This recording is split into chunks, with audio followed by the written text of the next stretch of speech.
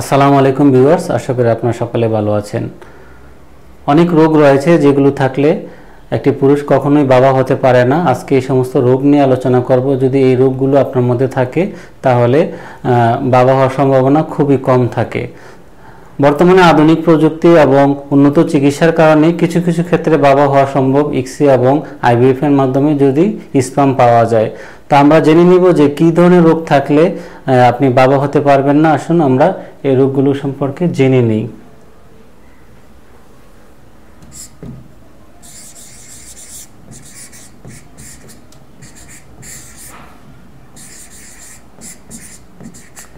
শুক্রাণু শূন্যতা বা অ্যাজোস্পার্মিয়া।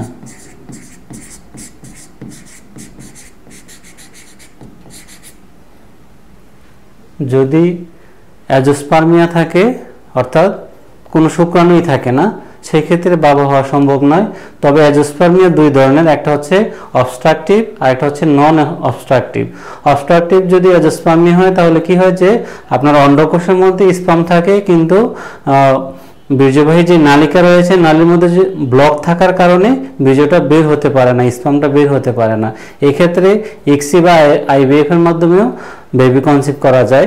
আর যেটা হচ্ছে নন এক্সট্রাকটিভ, এটা হচ্ছে শরীরের মেটাবলিজম সমস্যার কারণে বা জন্মগত ত্রুটির কারণে স্পামই তৈরি হয় না, শুক্রাণু তৈরি হয় না। এক্ষেত্রে বাচ্চা হওয়ার সম্ভাবনা একেবারেই থাকে না।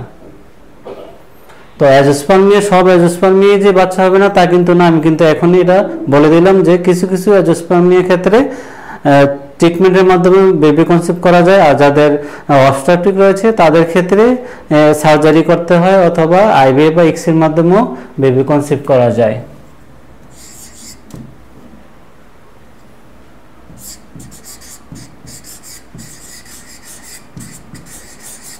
ক্রোমোজোম সমস্যা।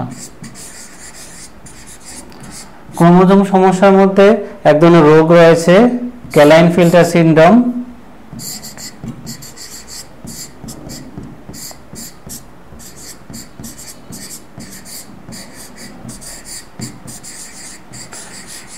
ক্যালাইন-ফিল্টার সিনড্রোমে কি হয় যে আমাদের সাধারণত 23 জোড়া ক্রোমোজোম থাকে, মানে 46টা ক্রোমোজোম নারী এবং পুরুষের মধ্যে থাকে। তো এর মধ্যে কি হয় যে এই ক্যালাইন-ফিল্টার সিনড্রোমের ক্ষেত্রে একটি ক্রোমোজোম বেশি থাকে, 47টা ক্রোমোজোম থাকে, ডাবল এক্স ওয়াই। একটা এক্স বেশি থাকার কারণে কি হয় যে আপনার পুরুষত্ব তেমন কোনো সমস্যা হয় না, কিন্তু ইনফার্টিলিটি, বেবি কনসিভ হবে না। যদি এই ক্রোমোজোম সমস্যা থাকে তাহলে কখনোই আপনার বেবি কনসিভ হবে না। সেক্ষেত্রে আপনাকে চিন্তাই করে নিতে হবে যে আপনার কখনোই বাচ্চা হবে না, আপনি দত্তক বাচ্চা নিতে পারেন।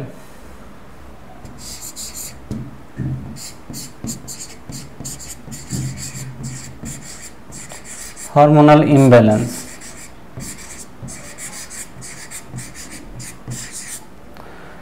যদি সিভিয়ার ইমব্যালেন্স থাকে, দেখা গেল যে আপনার টেস্টোস্টেরন হরমোন মাত্র 1 বা 2, যেখানে নর্মাল ভ্যালু হচ্ছে 8 থেকে 10, তো এই ক্ষেত্রে কি হয় যে আপনার একেবারেই হরমোন লেভেলটা কম থাকে। টেস্টোস্টেরন বা ফলিকুলার স্টিমুলেটিং হরমোন অনেক বেশি থাকে, এফএসএস লেভেল অনেক বেশি, 35, 40, 50। আমি এরকম বলছি যে একজনের ক্ষেত্রে 98, যেখানে নর্মাল হচ্ছে আপনার 12 বা 15 সর্বোচ্চ। তো এলএইচ হরমোন, এই হরমোনগুলোর পরিমাণ কোনোটা একেবারেই ডাউন থাকে, কোনোটা একেবারেই বেশি থাকে। তো এটা পিটুইটারি বা হাইপোথ্যালামাস অর্গানের সমস্যার কারণে এই ধরনের হরমোনাল ইমব্যালেন্স হয়। তো এক্ষেত্রে ভালো হওয়ার সম্ভাবনা খুব কম থাকে। তারপরেও চিকিৎসা করে অনেক সময় ট্রাই করা যায়, কিন্তু ভালো হওয়ার সম্ভাবনা খুব কম থাকে। আর মোস্ট ইম্পর্টেন্ট যেটা, এটা হচ্ছে যে আপনার অন্ডকোষের সমস্যা।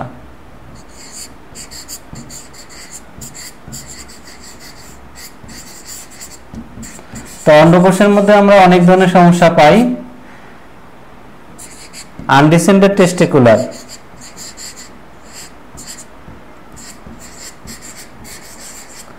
আনডিসেন্ডেড টেস্টিকুলার হচ্ছে যে একটি বাচ্চা যখন, ছেলে বাচ্চা যখন হয় তখন তার অন্ডকোষগুলো উপরে থাকে, বেবি কনসিভ হওয়ার পরে বেবি যখন ভূমিষ্ঠ হয়, ভূমিষ্ঠ হওয়ার পরে আর অন্ডকোষগুলো তার অন্ডথলিতে আসে, কিন্তু এটা বিভিন্ন সমস্যার কারণে অনেকটা উপরেই থাকে আর নিচে আসে না।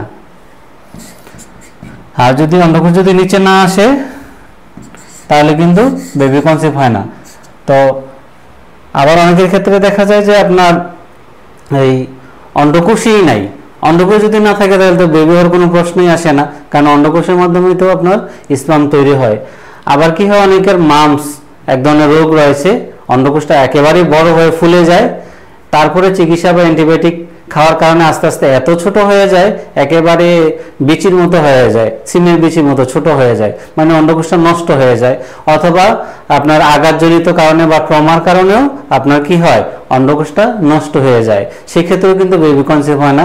আবার একটা দেখা যাচ্ছে যে জন্মগতভাবেই অন্ডকোষ ছোট, এটাকে বলা হয় যে টেস্টিকুলার অ্যাট্রফি।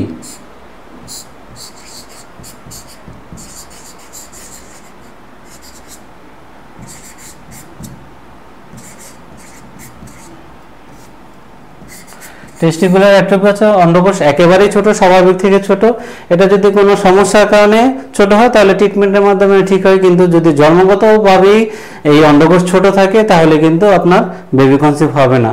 তাহলে দেখা গেল যে আপনার এই সমস্যাগুলো যদি থাকে ম্যাক্সিমাম ক্ষেত্রেই বেবি কনসিভ হয় না।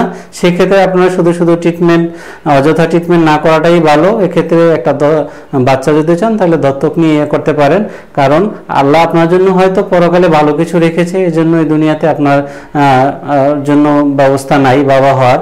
তো আর যদি অ্যাজোস্পার্মিয়া থাকে, আমি তো বললাম অ্যাজোস্পার্মিয়ার ক্ষেত্রে কিছু কিছু ক্ষেত্রে বেবি কনসিভ করা সম্ভব, কিন্তু এই অন্ডকোষ যদি ছোট থাকে বা অন্ডকোষ নষ্ট হয়ে যায় বা হরমোনাল একেবারেই যদি লো থাকে আর এই ক্রোমোজোম সমস্যা যদি থাকে তাহলে তো বাচ্চাই হবে না।